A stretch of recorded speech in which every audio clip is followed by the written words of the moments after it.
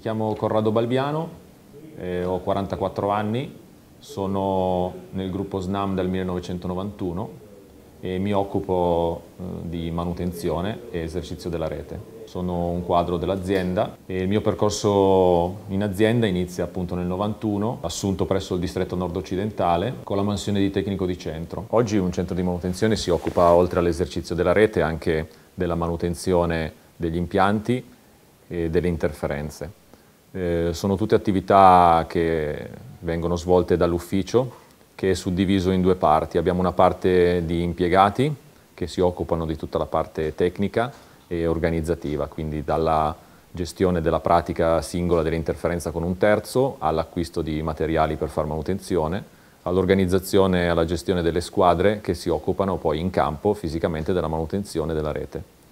Il centro di manutenzione si occupa inoltre della gestione delle emergenze che possono avvenire sulla nostra rete, con una squadra di pronto intervento che si occupa 24 ore su 24, 365 giorni all'anno, di gestire quelle che possono essere tutte le problematiche sia di esercizio che di interferenze che si verificano anche al di fuori dell'orario di lavoro. Cosa mi sentirei oggi di dire a un ragazzo che entra in azienda e inizia un percorso lavorativo? Il consiglio che posso dargli è quello di non fermarsi e di essere disponibile a intraprendere percorsi lavorativi anche diversi che l'azienda gli può proporre, perché le opportunità che l'azienda dà sono opportunità che poi alla fine hanno un ritorno sia sotto il profilo di carriera professionale che sotto il profilo di soddisfazione anche personale nell'ambito lavorativo. Sono Eleonora Bosco,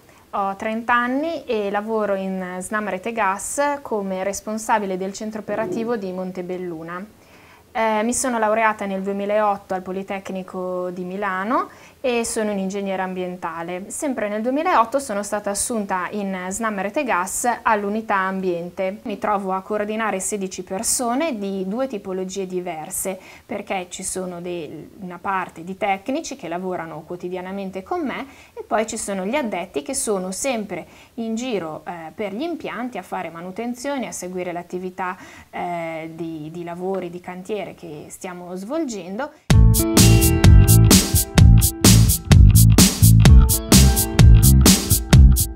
Ho l'opportunità, facendo questo lavoro, di conoscere tutte le parti tecniche della gestione della rete, dell'esercizio, della costruzione di nuovi metanodotti e ogni volta che mi è possibile cerco di uscire dall'ufficio e andare veramente in campo a vedere quello che succede. Mi permetto di consigliare a tutti i giovani che decidono di lavorare in questa società di cogliere le occasioni che sicuramente ci saranno, di conoscere com'è la realtà operativa, perché è la parte più importante dell'azienda e che va considerata come il polmone attraverso il quale tutto il resto si muove, e quindi di essere disponibili, anche sacrificando un po' le distanze, di conoscere, di fare un'esperienza al di fuori della sede, al di fuori un po' delle proprie certezze, perché è importante conoscere sia le persone che lavorano in periferia, che sono sicuramente molto esperte e che sanno aiutare tanto chi viene anche da lontano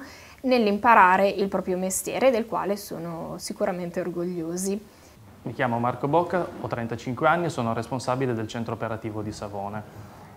La carriera si è sviluppata prima nella direzione generale di Torino e poi sul territorio nei centri operativi di Sanremo e Savone. Sono stato assunto circa 10 anni fa come internal auditor. Questa fase è durata per circa 4 anni. Dopo c'è stata la possibilità di passare in operations, prima come responsabile della commessa sostituzione contatori e poi di un'unità più grande che comprendeva, oltre alla sostituzione contatori, anche la parte di telelettura. Questa fase è durata circa 2 anni e mezzo, dopodiché c'è stata la possibilità di vedere un po' più da vicino l'attività core del nostro business, che è rappresentata dal centro operativo. Quindi mi sono spostato prima nel centro operativo di Sanremo e poi nel centro operativo di Savone. Nel passaggio nelle attività operative che sono dislocate sul territorio si sono evidenziate delle differenze rispetto all'attività di sede.